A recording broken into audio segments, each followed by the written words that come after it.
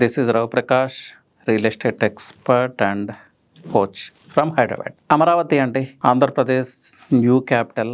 అలాగే ప్రపంచమంతా కూడా అమరావతి వైపు చూస్తుంది. లాట్ ఆఫ్ క్యూరియాసిటీ ఉంది ఈ ప్రాజెక్ట్ గురించి. ఈ మధ్య చంద్రబాబు నాయుడు గారు ఒక ఇంటర్వ్యూలో చాలా ఇంట్రెస్టింగ్ క్వశ్చన్, యాంకర్ ఏమడిగారంటే అమరావతి చంద్రబాబు నాయుడు గారి పెట్ ప్రాజెక్ట్ అని క్వశ్చన్ చేశాడు ఆయన. దానికి చంద్రబాబు నాయుడు గారు చెప్పిన ఆన్సర్, ఇది ఎందుకు చెప్తున్నాను, మనకు కూడా ఒక విజన్ వస్తుంది అమరావతి మీద గవర్నమెంట్ ఆలోచనలు ఎలా ఉన్నాయనే దానికి క్లారిటీ. చంద్రబాబు నాయుడు గారు చెప్పింది దానికి నో అండి, పెద్ద ప్రాజెక్ట్స్ వచ్చినప్పుడు కొంత నెగిటివ్ థాట్స్ ఉంటాయి, ఇలా ప్రమోట్ చేసే వాళ్ళు ఉంటారు, but see visionaries think differently అని ఆయన కామెంట్ చేశారు. ఆయన విజనరీ లాగా చెప్పుకున్నారు డైరెక్ట్గా, నేను ఒక విజనరీని, సో నా థాట్ ప్రాసెస్ డిఫరెంట్ ఉంటుంది. దానికి సైబరాబాద్ ఎలా డెవలప్ అయిందో చెప్పారు. సైబరాబాద్లో ఐటీ డెవలప్ చేయాలి అనుకున్నప్పుడు ఈవెన్ అక్కడ డ్రింకింగ్ వాటర్ కూడా లేదంట. 9 monthsలో కృష్ణా రివర్ నుంచి వాటర్ వచ్చేలాగా చూశారు, దానికి కావాల్సిన అరేంజ్మెంట్స్ చేశారు. ఆ నెక్స్ట్ స్టెప్ ఏంటంటే కొన్ని ఐటీ కంపెనీస్ని అక్కడ తమ కంపెనీస్ ఎస్టాబ్లిష్ చేయవలసిందిగా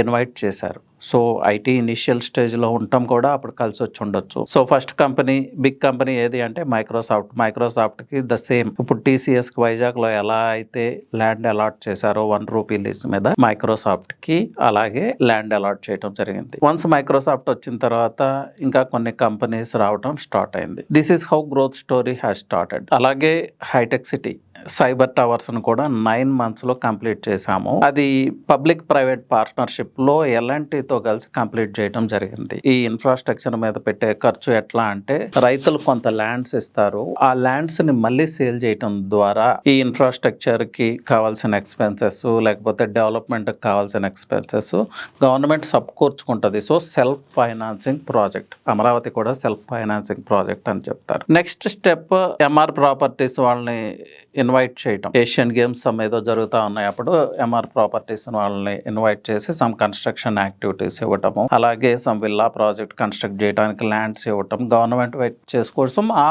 వచ్చిన ప్రాఫిట్స్లో అగైన్ నేషనల్ అకాడమీ ఆఫ్ కన్స్ట్రక్షన్ని వాళ్ళ ఫండ్స్తో కన్స్ట్రక్ట్ చేశారు, international convention centre. So this is how the growth story has started. So ఇలాగే అమరావతిలో కూడా జరుగుతుంది.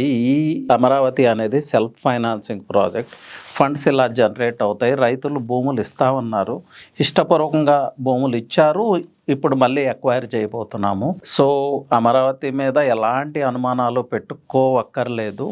ఫ్యూచర్ ఆలోచించండి, ఒక విజనరీ లాగా ఆలోచించండి. విజనరీస్ థింక్ డిఫరెంట్లీ అని సిబిఎన్ చెప్పడం జరిగింది.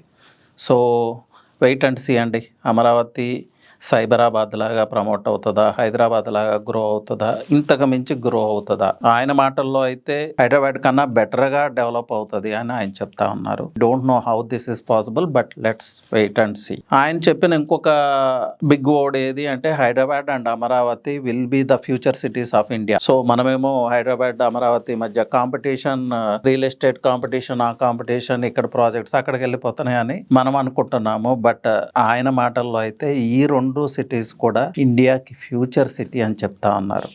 సో ఈ పాయింట్ అయితే నోట్ చేసుకోవాల్సిన అవసరం ఉంది. So these are the CBN views and visionary views on Amaravati.